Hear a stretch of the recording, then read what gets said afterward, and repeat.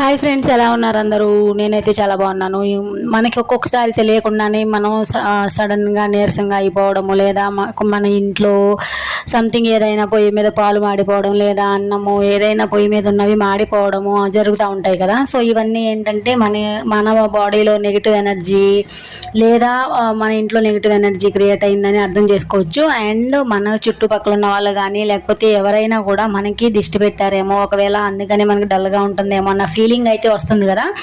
So నాకు కూడా అలానే వచ్చిందండి, కొంచెం డల్గా అనిపిస్తుంది. కాబట్టి నేనైతే ఏం చేశానంటే మన పూజ చేసుకుంటాం కదా. సో అంటే మామూలుగా అయితే టెంపుల్ దగ్గర నిమ్మకాయ గుత్తులు తీసుకొచ్చి మన గుమ్మాలి కట్టుకుంటే మాత్రం ఖచ్చితంగా మనకి నెగిటివ్ ఎనర్జీ అయితే పోతుందని తెలుస్తుంది. సో గుడికి వెళ్ళడం ప్రతిసారి కుదరదు కాబట్టి మనం ఇలా కూడా చేసుకోవచ్చు. నేనైతే ఏం చేశానంటే ఒక 5 నిమ్మకాయలు అయితే తీసుకుని వాటిని శుభ్రంగా కడిగేసేసి పసుపు రాసి గంధం రాసి బొట్లు పెట్టేసి అమ్మవారి దగ్గర పెట్టుకున్నానండి. సో పెట్టుకుని మనం ఏ అమ్మవారి దగ్గరైనా పెట్టుకోవచ్చు. మా ఇంట్లో వారాహి అమ్మవారు ఉన్నారు, దుర్గమ్మ అమ్మవారి ఫొటోస్ ఉన్నాయి కదా. సో అక్కడ పెట్టేసి పూజ అయితే చేసుకున్నాను. దీపారాధన చేసిన తర్వాత వాటిని అయితే ఒక హాఫ్ డే మొత్తం అలాగే ఉంచేస్తాను. సో మార్నింగ్ పూజ చేసుకున్నాను కాబట్టి వాటిని తీసి సాయంత్రం గుమ్మానికి కట్టినప్పుడు వీడియో అప్లోడ్ చేస్తాను. వీడియో నచ్చితే లైక్ చేయండి, సబ్స్క్రైబ్ చేసుకోండి. Thank you, bye.